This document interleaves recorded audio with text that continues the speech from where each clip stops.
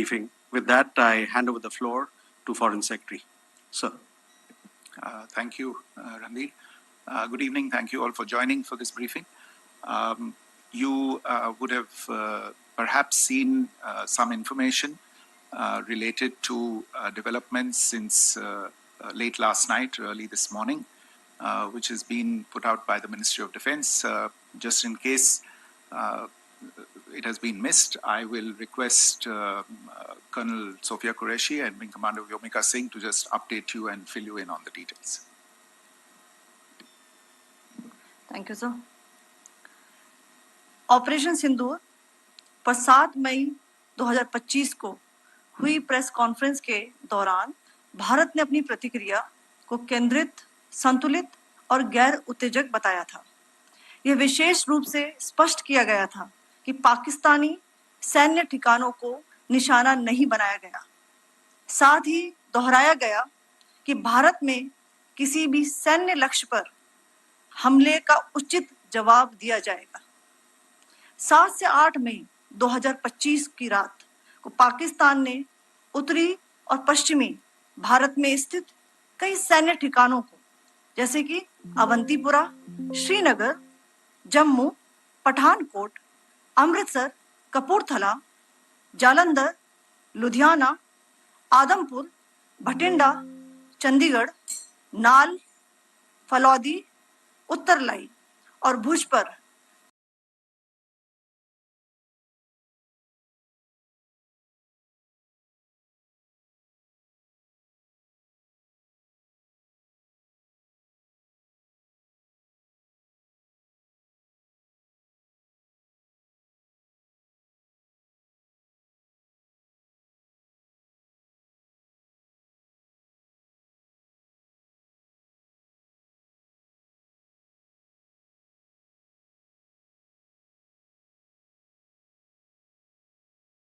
Drone और मिसाइलों से हमला करने का प्रयास किया।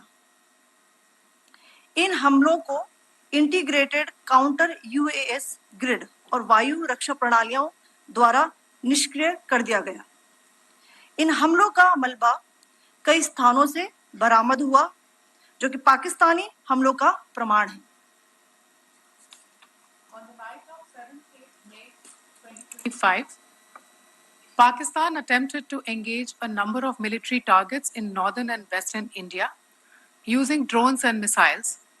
These places included Avantipura, Srinagar, Jammu, Pathankot, Amritsar, Kapurthala, Nal, Jalandhar, Ludhiana, Adampur, Bhatinda, Chandigarh, Falodi, Uttarlai, and Bhuj. These were neutralized by the integrated counter unmanned aerial system and other air defense systems.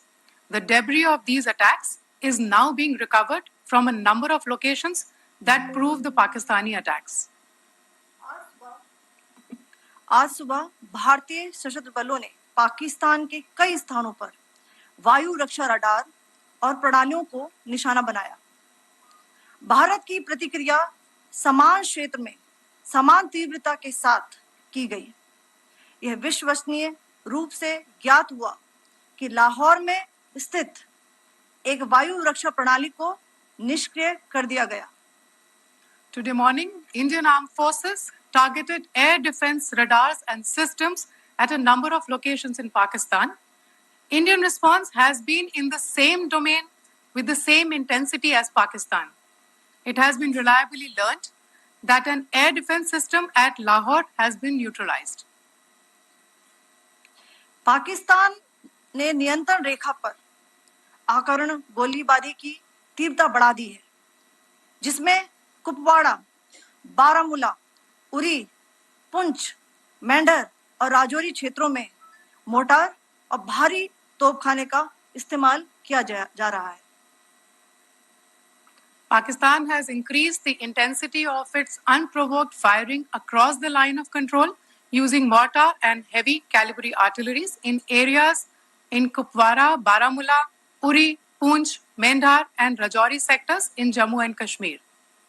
16 innocent lives have been lost, including 3 women and 5 children, due to the Pakistani firing. Here too, India was compelled to respond to bring mortar and artillery fire from Pakistan to a halt. Indian Armed Forces reiterate their commitment to non-escalation, provided it is respected by the Pakistan military. Jai Hind.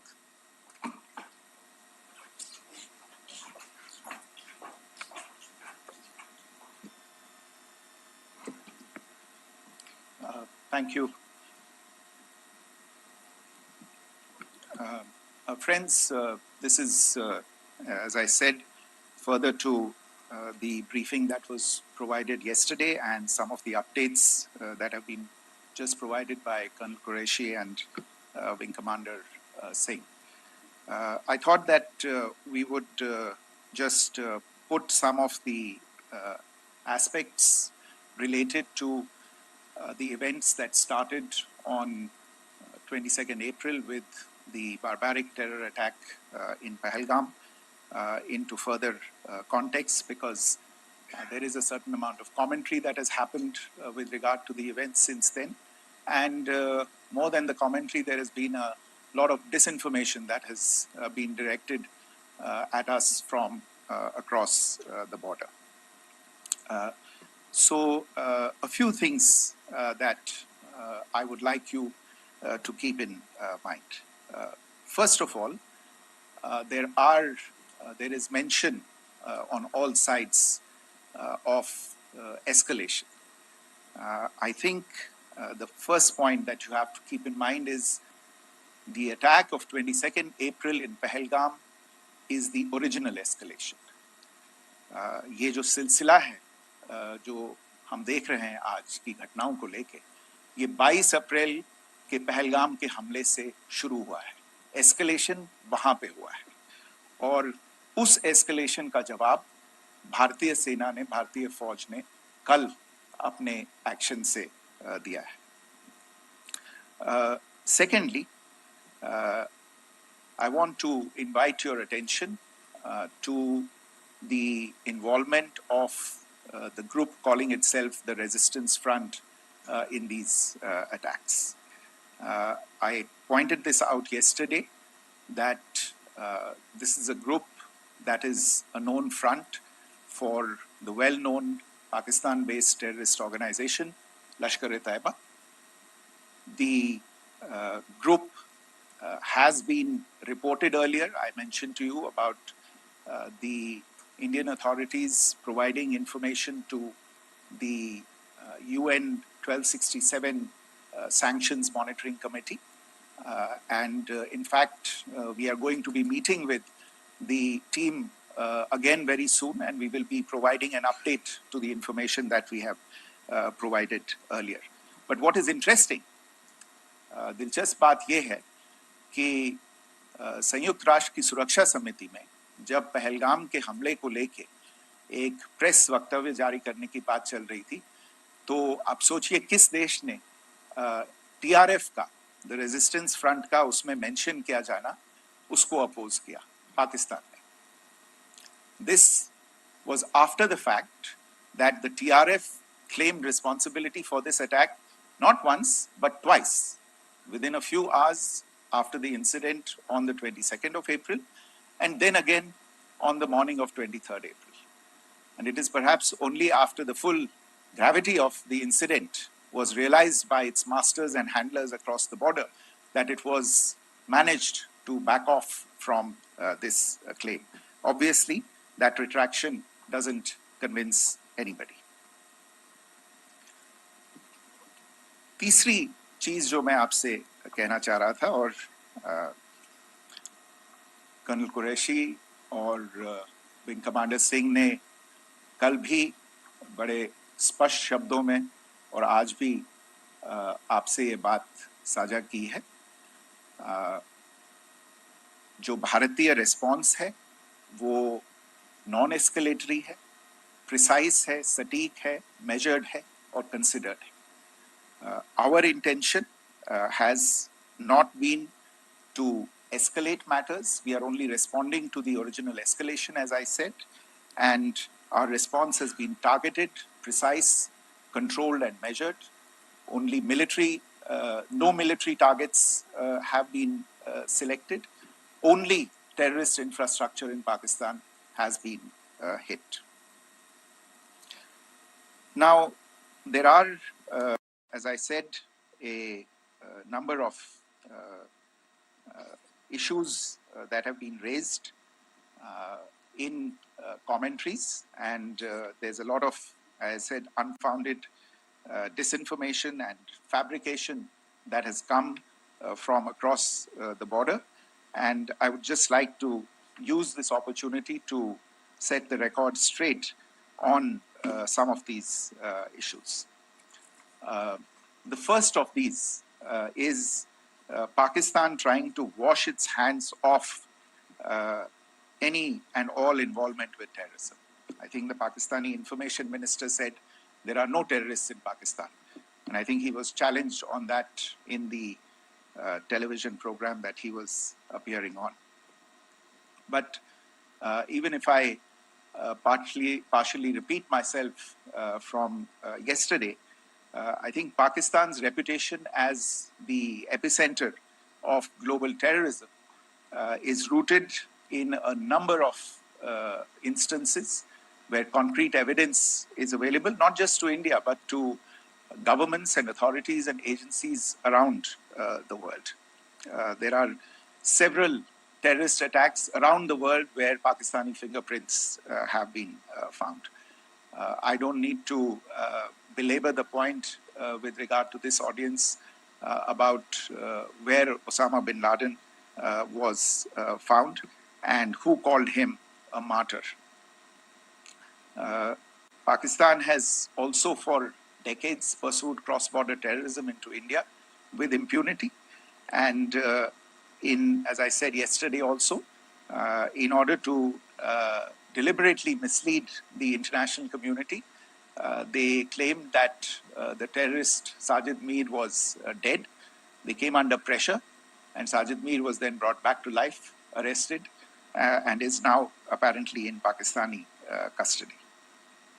Pakistan is also home to a very large number of UN proscribed as well as UN proscribed terrorists, as well as terrorists proscribed by a number of other governments in the world, including, of course, the Lashkar-e-Taiba and the Jaish-e-Mohammed, as well as their leaders, Masood Azhar and Hafiz Mohammed Saeed. आपने देखा होगा हाल ही में पिछले ही कुछ दिनों में पाकिस्तान के रक्षा मंत्री और उनके पूर्व विदेश मंत्री दोनों ने इस बात को माना है कि पाकिस्तान का ऐसे ग्रुप्स के साथ जो रिश्ता है वो क्या रहा है. Both the defense minister and the former foreign minister of Pakistan, I think they've done a more eloquent job of this than I could ever do in terms of describing their country's implication in international terrorism and their involvement in housing these kinds of groups. दूसरा जो विषय है वो है पाकिस्तान का जो एक दावा है कि एक इंटरनेशनल impartial investigation होना चाहिए, एक joint investigative committee होनी चाहिए. These calls for jointly investigating this heinous and barbaric attack in Pahalgam. Again, I think you know the history well on this. You know the track record well, and it is not a bright track record insofar as Pakistan is concerned.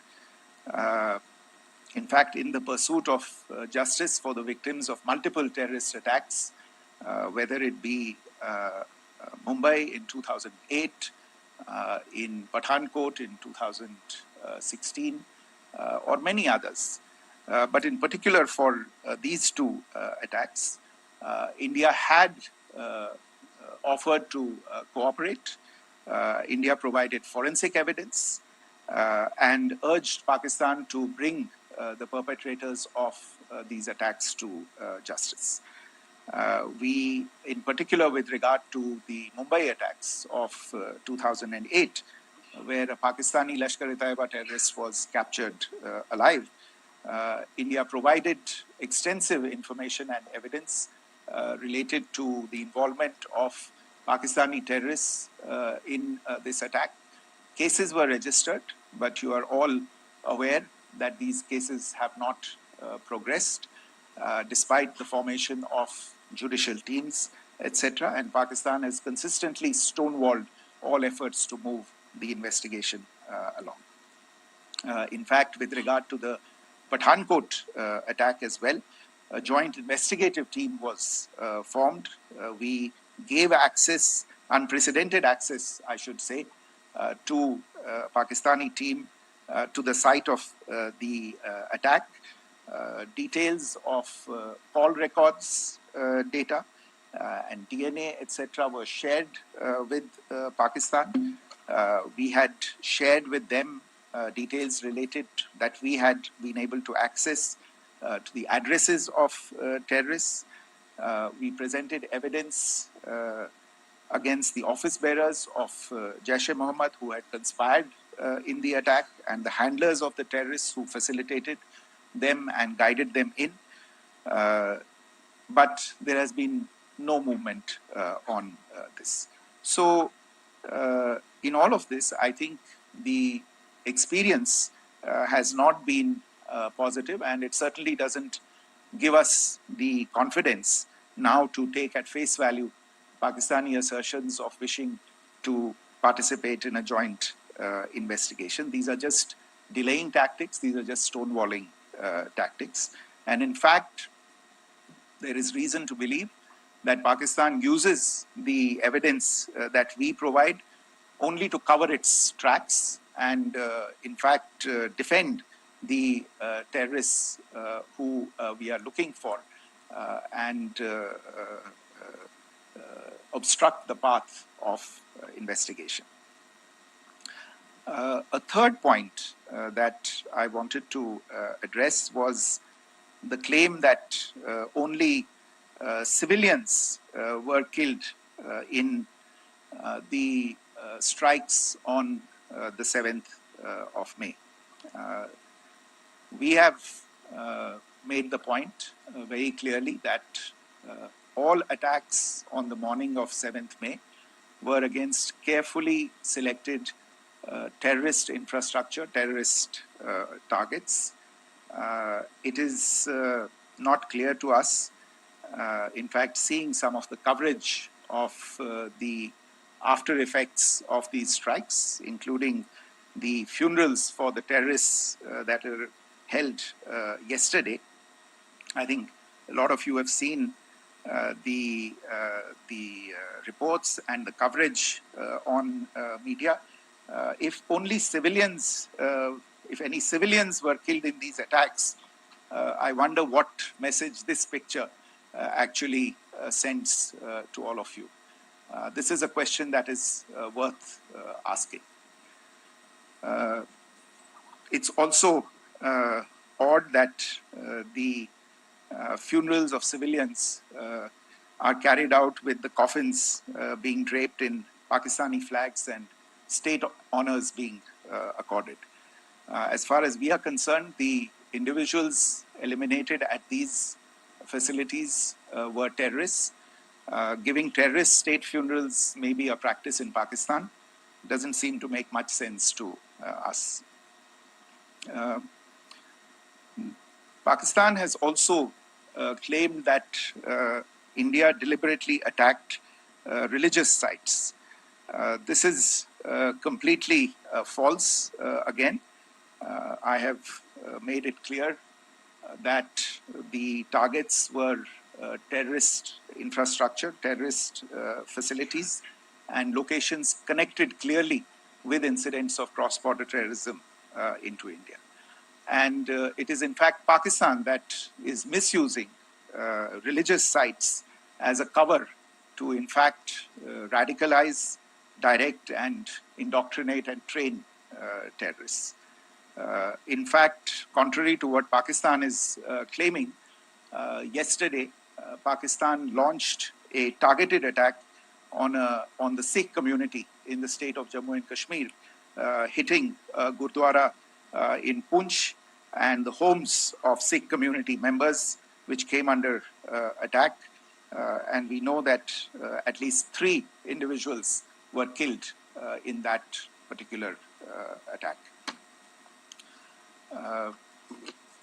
Pakistan is also making attempts to, in fact, just to add to this point, the retaliatory action that Pakistan has taken, in fact, is impacting civilians. I showed you the picture of the Gurdwara and the Sikh community members who were killed in this.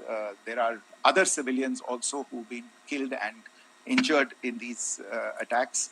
In fact, since yesterday morning, a total of 16 civilians have been killed and 59 others have been injured in the attacks by Pakistan.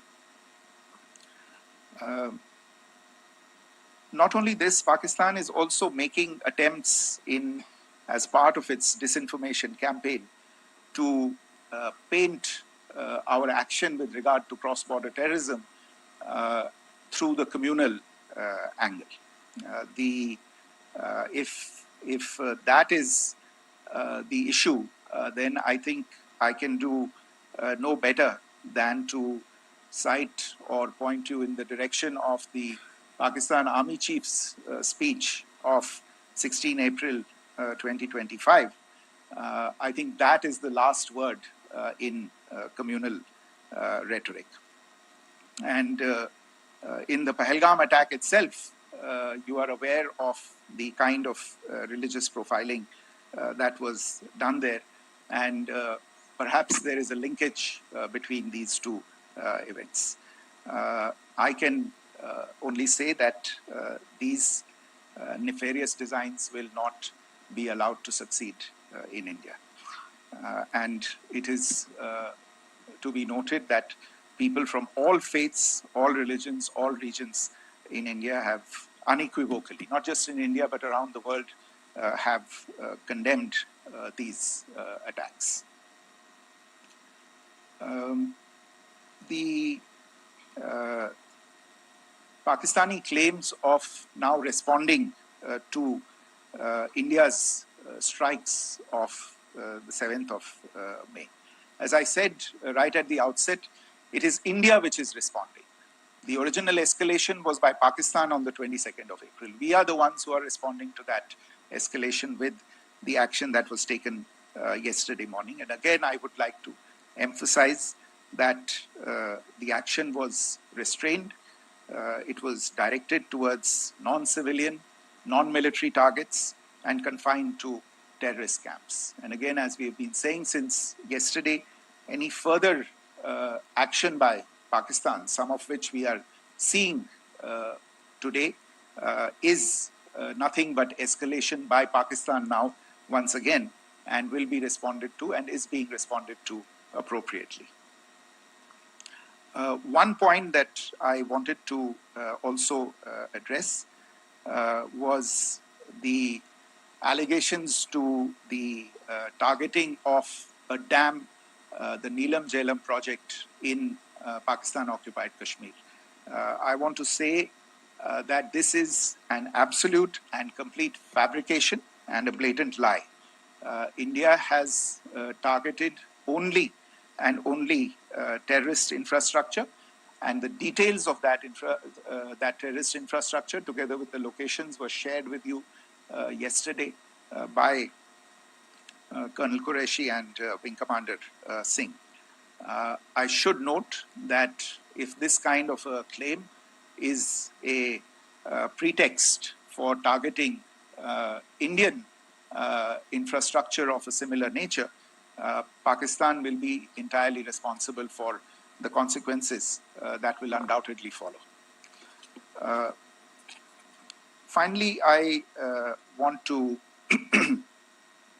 address some issues that have been raised related to the Indus Waters Treaty and the disinformation that has been raised in regard to that as well. The fact is that there have been fundamental changes in the circumstances in which the Indus Waters Treaty was concluded, and they call for a reassessment of the obligations under the treaty. Over the last year and a half to 2 years, India has been in communication with the government of Pakistan. We've sent several notices to them requesting for negotiations to discuss modification of the treaty. India has for 6+ decades now honored the treaty, even during periods when Pakistan imposed multiple wars on us, and even when relations were adversarial. Pakistan is the one that has been acting in violation of the treaty, deliberately creating legal roadblocks in India exercising its legitimate rights on the Western rivers. Any projects that India sought to build on the Eastern rivers, and even on the Western rivers, which we are allowed to by the treaty, were always challenged by Pakistan, thereby hampering our rights to utilize our legitimate waters under the treaty. In fact, if you see, the preamble of the treaty itself states that the treaty was concluded in a spirit of goodwill and friendship. Mark those words, concluded in a spirit of goodwill and friendship. ये भारत का धैर्य और भारत की सहनशीलता है जो 65 साल से हम इतनी प्रोवोकेशन के बावजूद इस ट्रीटी को निभा रहे हैं. However, as has been made clear earlier as well, Pakistan has not responded to our requests to enter into negotiations for a reassessment of the obligations under the treaty. A number of conditions have changed. This is a treaty that was based on the engineering techniques of the 50s and the 60s. We are living through the first quarter of the 21st century. Technological changes and technological advancements have to be taken into account. There are demographic changes. There are climate changes that have taken place. There is the imperative of clean energy. And of course, the terrorism that Pakistan has wreaked in the state of Jammu and Kashmir itself has hampered India's ability to exercise its rights under the treaty. Pakistan's persistent refusal to respond to our requests to enter into government-to-government negotiations on the modification of the treaty is, in a sense, itself a violation of the treaty. And therefore, India has taken the step of putting the treaty in abeyance until Pakistan abjures irrevocably its support for cross-border terrorism. Maybe I'll stop there. I mentioned earlier yesterday as well that this is an evolving situation. I would therefore ask all of you to be considerate and restrained. It will not be possible for us or my colleagues from the armed forces to share operational details at this point in time. Beyond that, if you have any questions, may I have time for only a few, and I'll try to answer those questions. Okay, I give the floor to Rishabh. On Secretary, good evening. This is Rishabh from Times Now. I just wanted to understand, as per the press release that has been released earlier today, it says that we have successfully hit at the air defense of Lahore. Does it give our forces a better chances if in case of further escalation? And are there other air defense places as well at strategic location that were targeted? Rishabh, you are violating the first rule that I set out at the end of my remarks. The press release that has been issued by the Ministry of Defense today speaks for itself. It is related to operational matters. It's been released by the Ministry of Defense. As more information becomes available, it will be released at the appropriate time. Once again, please don't go into operational details at this point in time, because this is a constantly evolving situation. Yeah, go ahead. Foreign Secretary Smita Sharma, just wanted to ask, the Pakistani Minister Ishaq Dar in an interview has claimed that the national security advisors of India and Pakistan have spoken to each other, if you could confirm or deny, and is complete severance of diplomatic ties with Pakistan also on the table? I have no information with regard to contacts between the two national security advisors. Insofar as diplomatic relations are concerned, you've seen the steps that were announced in response to the following the meeting of the Cabinet Committee on Security on the 23rd of April. There are no further steps that are under consideration at this moment in time. Here, go ahead. Foreign secretary, मेरा नाम मनीष है, मैं TV9 Bharatvarsh से हूं, और आपने खुद ही बताया कि कितना मिस इन्फॉर्मेशन क्रॉस बॉर्डर से आ रहा है, बल्कि ऐसा लग रहा है जैसे पाकिस्तान के प्राइम मिनिस्टर और डिफेंस मिनिस्टर तक भी प्रोपेगेंडा करने में मिस इन्फॉर्मेशन में आ गए हैं। वो कई बार तो ये तक दावा करते हैं कि हम 3 राफेल हमने गिरा दिया, इतने हमने मिग गिरा दिए, और जब उनसे पूछा जाता है तो वो कहते हैं कि सोशल मीडिया में हमने ये सब चीजें देखी थी। तो अगर आधिकारिक तौर पर अगर आप कुछ कह सकें इस पर, ताकि उन्हें भी समझ में आए कि इस तरह के प्रोपेगेंडा नहीं चलने वाला है। देखिए, जब सही समय होगा तो आधिकारिक तौर पे इसके बारे में सूचना दी जाएगी, लेकिन जो आपका प्रश्न है कि प्रधानमंत्री और उप प्रधानमंत्री और विदेश मंत्री, उनके रक्षा मंत्री इस तरह की बातें कर रहे हैं, तो इसमें अचरज की कोई बात नहीं है। आखिरकार ये एक देश है जिसने अपना इसका जन्म लेते ही झूठ शुरू हो गया था। 1947 में जब पाकिस्तानी फौज ने जम्मू कश्मीर पे दावा बोला, तो उन्होंने किसी ऐसे वैसे व्यक्ति से नहीं, संयुक्त राष्ट्र से झूठ बोला कि हमारा कोई लेना देना नहीं है इससे। ये लोग जो गए हैं वो तो कबायली हैं। वो तो जब हमारी फौज वहां पे पहुंची और UN के लोग, संयुक्त राष्ट्र के लोग खुद वहां पे पहुंचे, उन्होंने देखा कि वहां तो पाकिस्तानी फौज घुसपैठ करके आ गई है।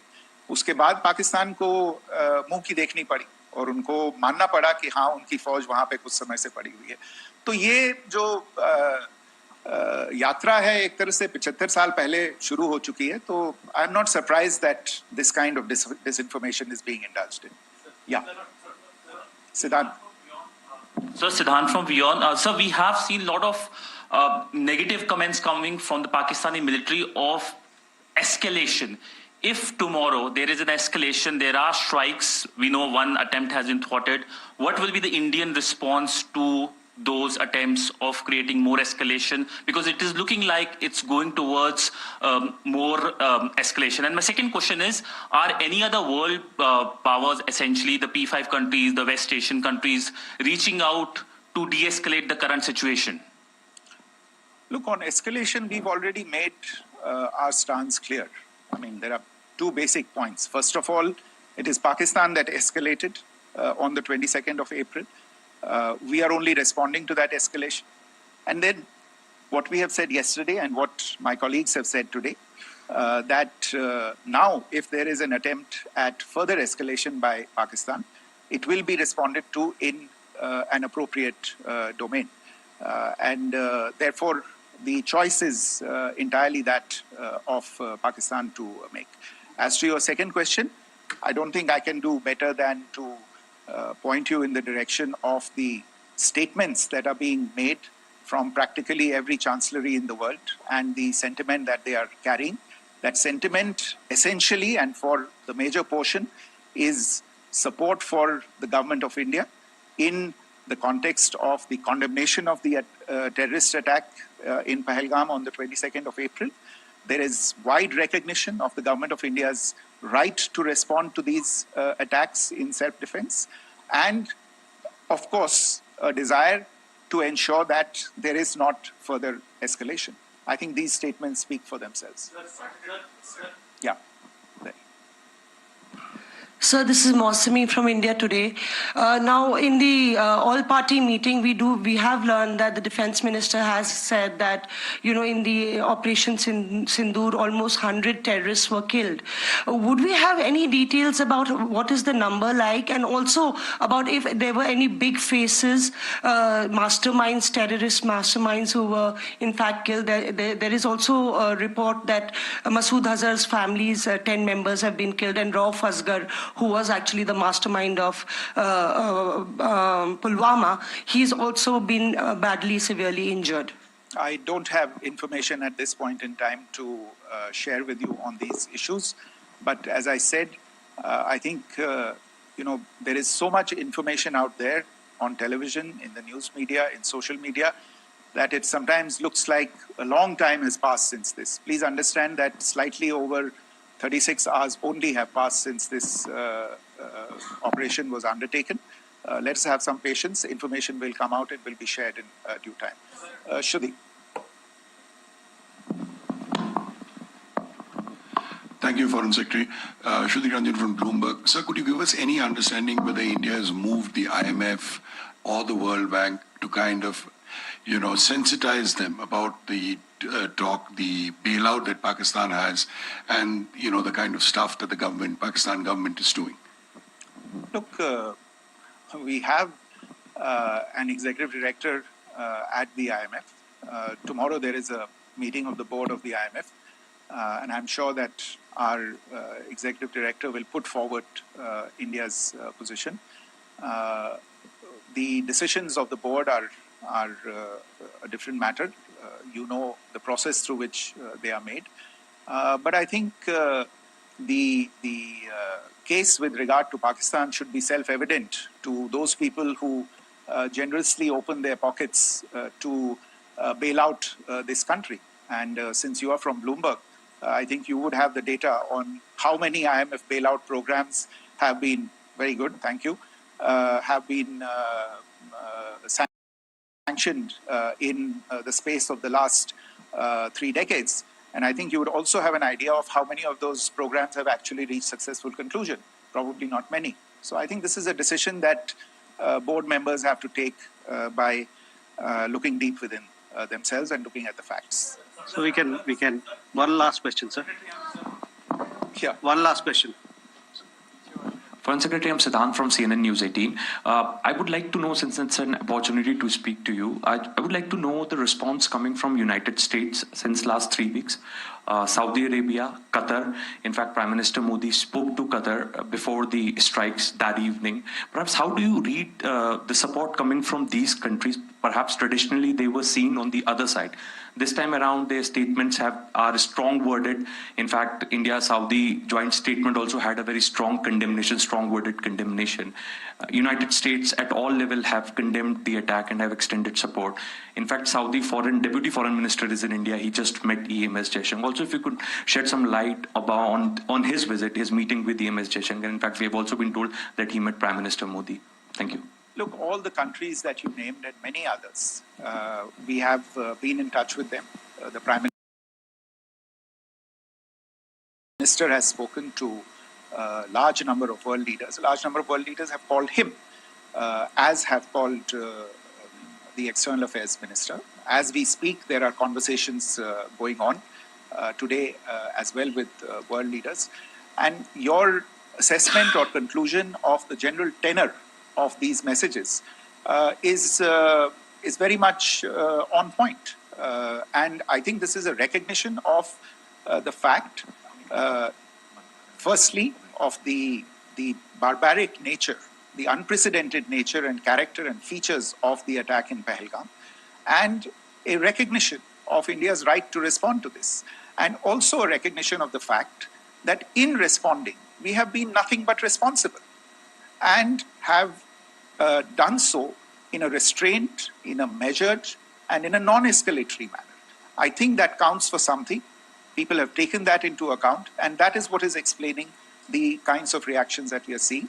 And we appreciate the sentiments and the statements that have been made by the vast majority of world leaders. Yes, the Saudi Minister of State for Foreign Affairs is in Delhi. He had a meeting with the External Affairs Minister earlier today. I don't have further details at this moment, but if there are details, the ministry will share them at some point with you. Thank you. I think that's all we have time for today. We'll join you again soon. Thank you all. Thank you.